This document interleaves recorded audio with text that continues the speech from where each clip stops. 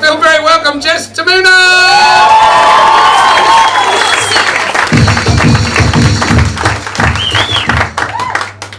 Hi all, I'm Jess. However, my friends call me Jessie Kaka, which isn't an endearing term because kaka means poo in Italian.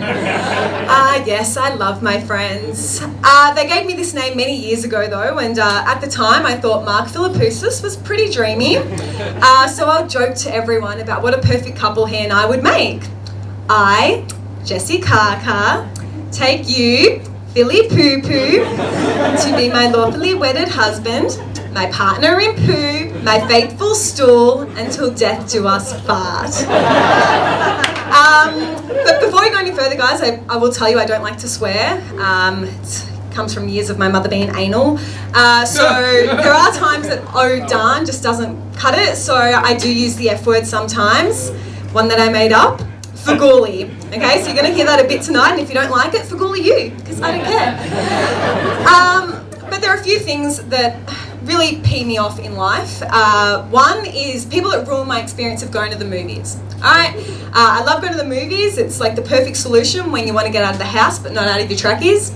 And it depends completely on the seat that you get. You have to get the perfect seat to make sure the experience is perfect.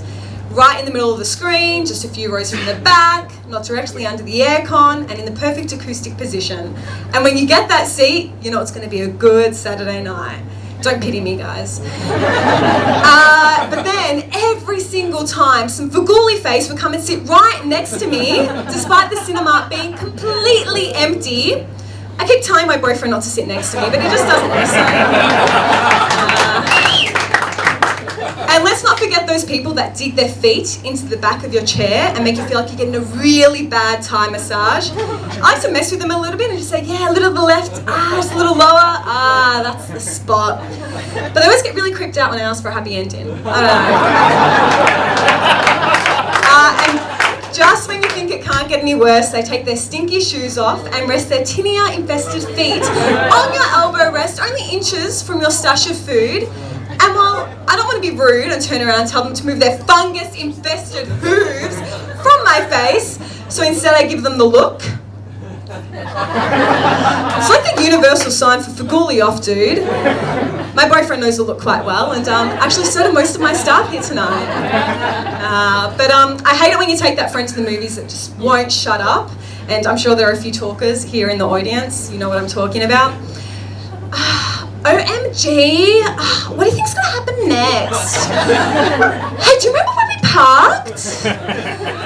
This movie is so unrealistic. Mermaids don't talk. We know you don't shut up. But then, while you're spending a bit of time explaining to them the movie and why the mermaid's talking, you end up missing a fair bit of vital dialogue, and then you're the one who doesn't get it. And when you later ask them to explain it to you, they shush you. I'm like, seriously, you're a car friend. But my second pet peeve would have to be rude drivers. All right, you know who you are. Those drivers that when you let them merge into your lane, you do the nice thing. I don't have to take 3 seconds out of my day and brake, but I do. And let's face it, I want to thank you.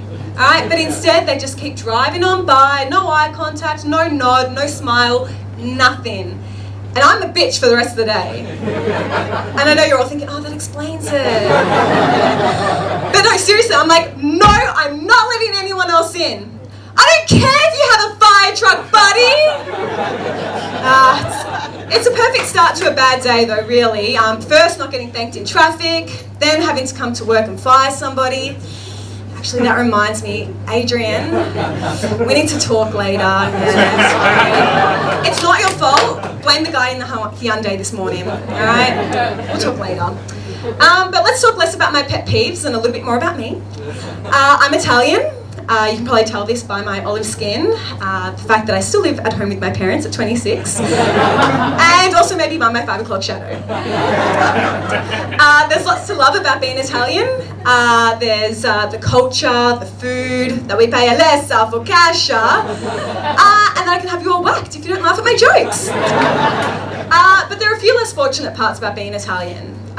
For instance, when Italian children are naughty, We don't get sent to the naughty chair like the Aussie kids, all right? The Italian kids get the naughty chair picked at their head.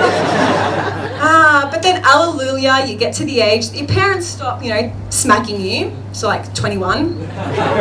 Okay, seriously, like 25. And instead they start telling you that you're a disappointment. To this day, I still hear my mother say, Jessica, you are my daughter, so I'll always love you. But it doesn't mean that I like you. Thanks, Mum. You're my mother, so I'll always love you, but it doesn't mean you're going to like the nursing home I put you in. Thanks, guys.